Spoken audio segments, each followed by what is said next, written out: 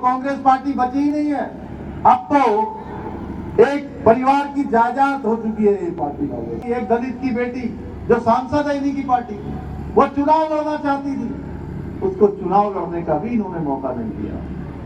पूरी पार्टी इन्होंने अपनी जेब में रख ली है। भाइयों बहनों, नरेंद्र मोदी जिंदाबाद, राहुल पुष्कर जी जिंदाबाद, राहुल पुष्कर जी जिंदाबाद। उनकी बातों से हमारे यशस्वी मुख्यमंत्री जी का आप स्वागत करें। आगे जाके लिया जाके अखिल गुप्ता जी बाबा जाओ। भारत माता की, नरेंद्र मोदी जिंदाबाद, राम कुमार गौतम जिंदाबाद। भारतीय जनता पार्टी का एक सामान्य कार्यकर्ता होने के नाते पूरे देश में चुनाव प्रचार में अनेक प्रत्याशियों के चुनाव प्रचार में शामिल हुआ हूं, अनेक चुनाव रैलियों में भी गया हूं। लेकिन मैं एक बात आप सबसे कहना चाहता हूं कि आज जितने साफ शब्दों को बिल्कुल खरी खरी बात कहने वाला अगर कोई व्यक्ति देखा है मैंने, तो आपके दादा राम कुमार गौतम जी हैं। हमारे प्रत्याशी राम कुमार गौतम जी दादाजी, खलीराम जी, पत्रकार मित्रों एवं छायाकार बंधुओं, मैं सबसे पहले तो इतनी बड़ी संख्या में आए हुए आप सभी का, आप सबने मेरा स्वागत किया, मेरा अभिनंदन किया, मुझे पगड़ी पहनाई। मैं भी आप सबको दोनों हाथ जोड़कर, सर झुकाकर आप सबको प्रणाम करता हूं, आप सबका स्वागत करता हूं, आप सबका अभिनंदन करता हूं। भारतीय जनता पार्टी के प्रत्याशी, आप सबके प्रत्याशी नरेंद्र मोदी जी ने जिनको केंद्रीय संसदीय बोर्ड में जिनके नाम पर मोहर लगाकर आप सबकी सेवा के लिए भेजा है, ऐसे प्रत्याशी राम कुमार गौतम जी के लिए आप सबका समर्थन मांगने के लिए आया हूं, आप सबका आशीर्वाद मांगने के लिए आया हूं। आप सभी जानते हैं कि पिछले 10 वर्षों में देश हो या हरियाणा हो, किस प्रकार से हरियाणा की तकदीर बदली है, तस्वीर बदली है, देश आगे बढ़ा है और हरियाणा सामाजिक रूप से, आर्थिक रूप से बुलंदियों के आसमान पर पहुंचा है। भाइयों बहनों, पिछले 10 सालों में हरियाणा के अंदर जब लोग पूछते हैं कि पिछले 10 सालों में क्या हुआ, तो मैं आप सबको बताने आया हूं। मैं देवभूमि उत्तराखंड से आया हूं।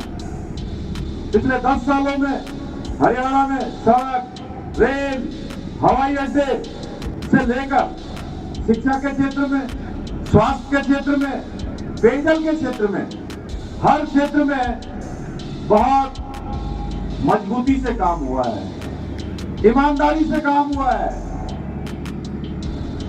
पूरे प्रदेश की अगर बात करूं मैं हरियाणा की, तो 40 नए राष्ट्रीय राजमार्ग बनाए गए हैं, नए नेशनल हाईवे बनाए गए हैं और गांव-गांव तक सड़कों का जाल बिछाया गया है।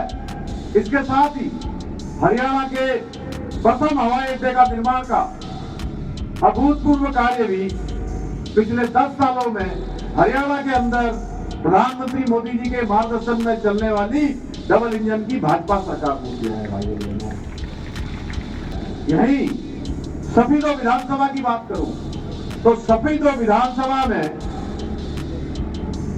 4 राष्ट्रीय राजमार्ग बनाए गए हैं, जिनसे इस क्षेत्र में लोगों को आने जाने में उनकी कनेक्टिविटी को विस्तार मिला है। और पिछले 10 सालों की मैं बात करूं तो 1 करोड़ 19 लाख लोगों को आयुष्मान किरायु कार्ड बनाने के साथ साथ पहले यहाँ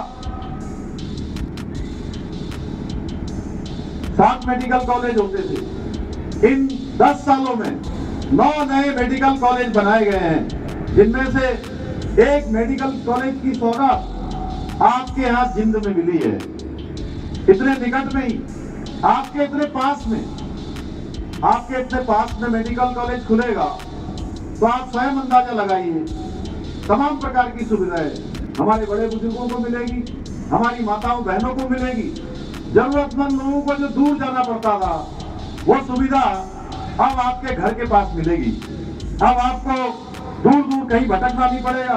भाइयों बहनों, एक समय था हरियाणा में पानी की किल्लत हुआ करती थी। इस पानी की किल्लत को दूर करने का काम भी भाजपा की डबल इंजन की सरकार ने किया है और 100% घरों तक शुद्ध जल पहुंचाने का काम भारतीय जनता पार्टी की इसी सरकार ने किया है, जो नायब सिंह सैनी जी के नेतृत्व में चल रही है। यही नहीं, हमारी सरकार द्वारा पिछले 10 सालों में 24 लाख गरीब परिवारों को मुफ्त गैस के कनेक्शन देने के साथ साथ 50 लाख परिवारों को मात्र 500 रुपए में गैस का सिलेंडर उपलब्ध कराया गया है। वहीं दूसरी ओर भाजपा की हमारी सरकार ने प्रदेश के लगभग 1.5 लाख युवाओं को सरकारी नौकरी देने के साथ ही 5.5 लाख स्कूल जाने वाले विद्यार्थियों को निःशुल्क टैबलेट वितरित करने का काम हरियाणा के अंदर किया है। किसानों की बात करें तो किसानों का करोड़ों का कर्ज माफ करने के साथ ही फसलों के नुकसान पर 12,500 करोड़ रुपए मुआवजा और 24 फसलों पर एमएसपी देने की गारंटी अगर किसी ने सुनिश्चित की है, वह भी इसी भाजपा सरकार ने की है भाई।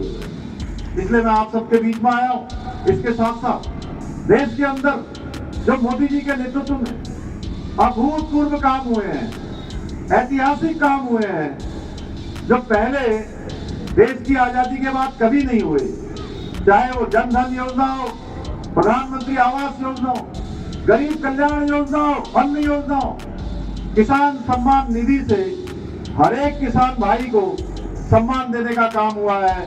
सुकन्या समृद्धि योजना जैसी अनेक योजनाएं हमारी माताएं बहनें बैठी हैं सामने, लखपति दीदी योजना, शौचालय बना, घर घर शौचालय बनाने के लिए स्वच्छ भारत अभियान चलाया हो, बेटी बचाओ बेटी पढ़ाओ अभियान चलाया हो।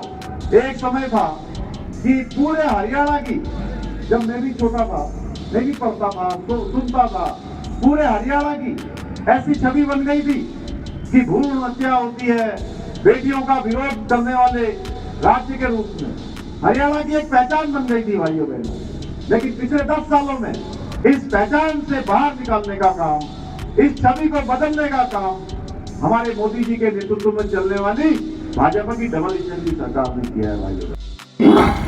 दादा राम कुमार जी यहाँ से बोल रहे थे कि किस प्रकार से पर्ची खर्ची का सिस्टम चलता था। भाइयों बहनों, हमको भूलना नहीं चाहिए कि 2014 से पहले गरीब माता पिता के बेटे बेटियों को नौकरी मिलती थी क्या? मैं आपसे पूछना चाहता हूँ, आप बताइए। नौकरी मिलती थी जो पर्ची खर्ची का सिस्टम चलाता था, जो रिश्वत देता था, जो काबिल नहीं होता था। लेकिन भाइयों बहनों, पिछले 10 साल के अंदर 1.5 लाख नौकरियां दी गई हैं। एक भी नौकरी में कहीं पर ये मामला नहीं आया कि भाई भतीजावाद हुआ है, पैसा लेकर नौकरी दी गई है, या कोई पेपर आउट किया गया है, नकल कराई गई है। ये उपलब्धि है भारतीय जनता पार्टी सरकार की। योग्य और प्रतिभावान गरीब माता पिता के बेटे बेटियों को नौकरी देने का काम बिना पर्ची और खर्ची के किया गया है। ये भारतीय जनता पार्टी की सरकार ने किया है भाइयों बहनों। भाजपा ने ये सारे सिस्टम को खत्म करते हुए पारदर्शिता को अपनाया है। और अभी दादा कह रहे थे, दादा मैं कल भी चुनाव में था, मैं हरियाणा के अनेक स्थानों पर गया। आप बैठे रहिए, आपको संबोधित इसलिए कर रहा हूं कि आप ही हमारे आगे प्रतिनिधि हैं, की बात आप ही ने शासन में पहुंचानी है। मैं चुनावी सभाओं में गया हूं और कांग्रेस के जो कुछ प्रत्याशी हैं, अभी सरकार बनी नहीं, मुंगेरी लाल के हसीन सपने पहले ही देखने शुरू कर दिए हैं। कह रहे हैं हमारी सरकार आएगी तो नौकरी हम गरीब माता पिता के बेटे बेटियों को नहीं देंगे। हमारी सरकार आएगी तो कहते हैं मैं सबसे पहले अपना घर भरूंगा, अपने परिवार को, नातेदारों को, रिश्तेदारों को नौकरी दूंगा, उसके बाद रिश्वतखोरों को नौकरी दूंगा जो रिश्वत देंगे। भाइयों बहनों, क्या आप लोग चाहते हैं क्या इस प्रकार की सरकार यहाँ आए? ये गलती से अगर सरकार में आ गए तो आप सोच लीजिए ये फिर उसी दलदल में फंसेल देंगे। इसका मतलब साफ है कि ये अगर गलती से कभी सरकार में आ गए, हमसे कोई गलती हो गई तो कट कमीशन और करप्शन का खेल फिर से शुरू हो जाएगा। ये खेल हमको शुरू नहीं होने देना है। आपको याद होगा हुड्डा जी की जब सरकार थी तो बड़ी बड़ी जमीनें, गरीबों की बड़ी बड़ी जमीनें, किसानों की बड़ी बड़ी जमीनें छीन कर उद्योगपति मित्रों को दे दिए जाते थे।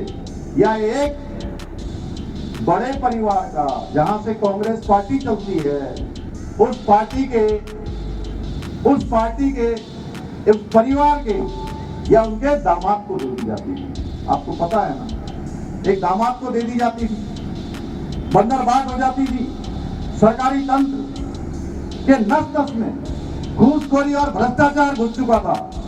दर्जनों आईएएस हरियाणा सिविल सेवा के अधिकारियों पर उस समय आय से अधिक संपत्ति का मामला दर्ज हुआ, कईयों को रंगे हाथ पकड़ा गया था। फिर भी हुड्डा सरकार ने किसी भ्रष्टाचारी अधिकारी पर कोई कार्रवाई नहीं करी। भाइयों बहनों, कांग्रेस के लोग फिर से घूसखोरी, भ्रष्टाचार और दलाली का राज चाहते हैं। आज हरियाणा की कांग्रेस कोई पार्टी नहीं है। अभी दादा बोल रहे थे कि यहाँ के भी जो प्रत्याशी हैं वो भी कोई कांग्रेस पार्टी के नहीं है। कांग्रेस पार्टी तो पूरी तरह समाप्त हो चुकी है, वो कांग्रेस पार्टी बची ही नहीं है। अब तो एक परिवार की जायदाद हो चुकी है ये पार्टी वाले। हरियाणा के एक परिवार की जायदाद हो चुकी है। इनके दरबार में सलामी जो नहीं करता है उसको ये तरह तरह से प्रताड़ित करने लगते हैं। अभी हाल में ही अभी दादा बोल रहे थे रामकुमार गौतम जी कि किस प्रकार से एक दलित परिवार की, एक दलित की बेटी जो सांसद है इन्हीं की पार्टी, वो चुनाव लड़ना चाहती थी, उसको चुनाव लड़ने का भी इन्होंने मौका नहीं दिया, क्योंकि पूरी पार्टी इन्होंने अपनी जेब में रख ली है। भाइयों बहनों, किस प्रकार से जब उन्होंने चुनाव की बात करी और चुनाव के बाद उनको अच्छा नहीं लगा तो कितनी टिप्पणियां उनके ऊपर करवाई है। अरे भाई, राजनीति अपनी जगह पर है, क्या मर्यादाएं गिर जानी चाहिए? महिलाओं का सम्मान नहीं होना चाहिए? एक दलित की बेटी को इस प्रकार से अपमानित किया जाना चाहिए? ये प्रश्न है हम सबके सामने। भाइयों बहनों, इससे पता चलता है कि ये कांग्रेस पार्टी परिवारवादी होने के साथ साथ ही महिला और दलित विरोधी भी है। भाइयों बहनों, मैं आप सभी को कांग्रेस की एक और घटिया राजनीति के बारे में बताना चाहता हूं कि अभी जम्मू और कश्मीर का चुनाव हो रहा है और जम्मू और कश्मीर के अंदर ये कांग्रेस के लोग धारा 370, जिसको प्रधानमंत्री मोदी जी ने एक संकल्प जो देश की आजादी के बाद था कि कश्मीर के अंदर धारा 370 समाप्त होनी चाहिए, कश्मीर भारत का अभिन्न अंग होना चाहिए। भाइयों बहनों, अब ये कहते हैं कि अगर हमारी सरकार आएगी तो हम कश्मीर के अंदर धारा 370 को फिर से लागू करेंगे। भाइयों बहनों, ये आपकी कैसी विडंबना है। मैं जहां देवभूमि उत्तराखंड से आप सबके बीच में आया हूं, देवभूमि उत्तराखंड और हरियाणा दोनों के बीच में एक समानता है और आतंकवादियों का, अलगाववादियों का, जिहादियों का, पत्थर मारने वालों का, पत्थरबाजों का वहां पर कोई कुछ बिगाड़ने वाला नहीं रहेगा। क्या इस प्रकार का हम शासन चाहते हैं वहां? क्या जहां हमारे परिवार के लोग, हमारे घर के, हमारे गांव के, हमारे बेटे, किसी के घर के लोग वहां पर अपनी सेवाएं दे रहे हैं, उनके ऊपर फिर से वही काम होगा क्या?